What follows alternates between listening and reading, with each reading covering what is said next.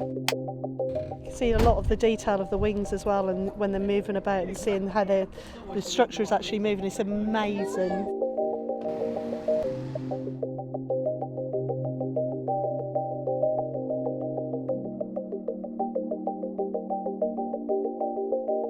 Impressive. It's a much more relaxing way if you're viewing for long periods of time. It's great, love it. I need one. Oh, they're fantastic. That must be, oh, excellent. They are brilliant. That's got to go on my Christmas list, definitely. They just blow my mind away. They're really good. Yeah, it's a lovely casing round it.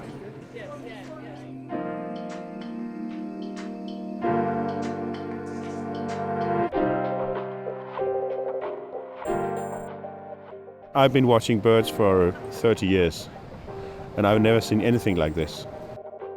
That's my new dream because what should I do? I'm lost and in love. Also das ist wirklich so ein bisschen wie Wellness beobachten, weil ich mich da so richtig reinlegen kann, sage ich mal, in das BTX. It's very easy to determine what kind of birds you see. And you can see a lot of details. It's a binocular eyepiece. To set it up, you just adjust the eyepiece. You have a forehead rest to make it very comfortable when you're using the telescope. And you've also got an aim point, so if you're trying to find a bird, you can spot it in the aim point and then you'll be able to see it through the telescope.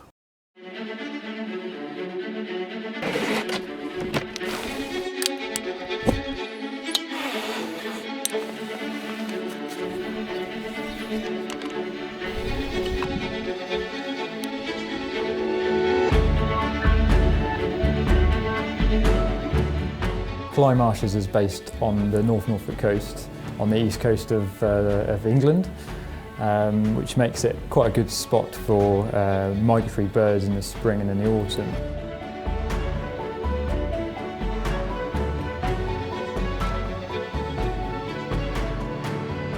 This is probably the RSPB's flagship reserve, and a reserve that you can go to throughout the whole year, and you're going to see different birds every month you come. Today I'm at one of my favourite reserves in the entire British Isles, Minsmere RSPB Reserve in Suffolk. Bittern, of course, is one of the famous birds with its booming call. Avocet is the really famous bird at Minsmere, the black and white bird with a sweeping bill when they swish through the water looking for freshwater shrimp. And for me as well, Minsmere is really famous for its nightingale, the finest songster in Britain, belting out its endlessly variable call.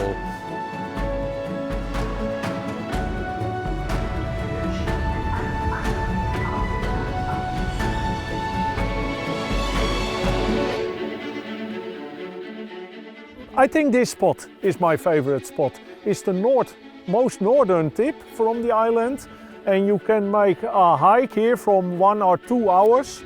And because of the large number of birds who are migrating here, last day there was flying 2 times a pellet harrier.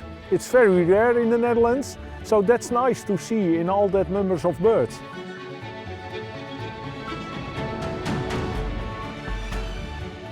We stay here along the dike, and after the dike you have the Wadden Sea.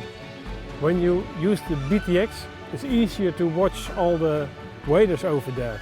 And the BTX will give you a very good view of the waders sitting there and feeding there on the grounds in the Wadden Sea. So that is very nice to do that with the BTX.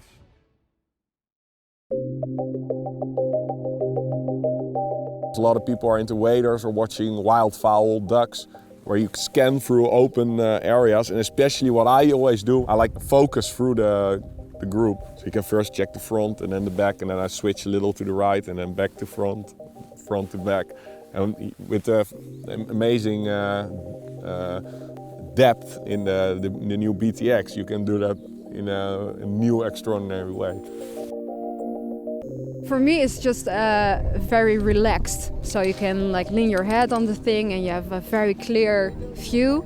And I can imagine the people who spend like hours and hours like watching over the sea and the ocean to watch all the seabirds, and they get cold, and now you can just like lean your head and meanwhile you can drink your coffee. I think it's just a very more comfortable way to probably look at the birds.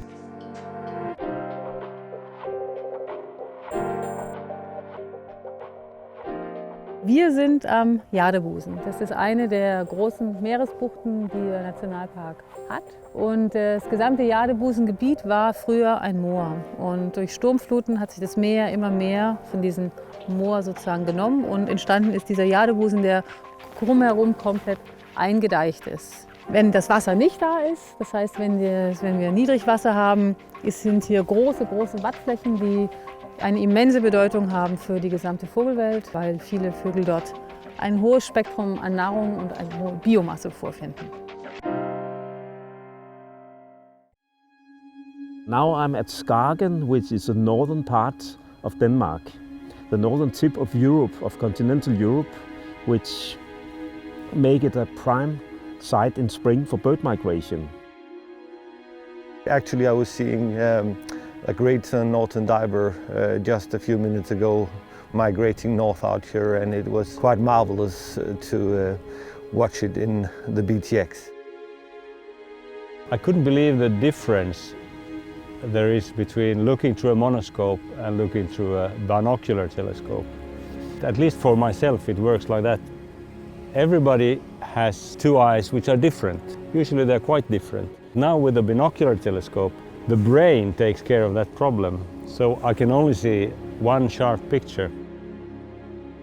At one occasion, we have one beautiful female passing through the landscape, which we all followed, and then there would turn out to be two birds. And later in the day, we have one more male, which is one of the most stunning and exciting sights you can see in bird watching. The most sexy bird we know is the Pallas harrier male. And that could bring us into really happiness when we're up here and have these moments.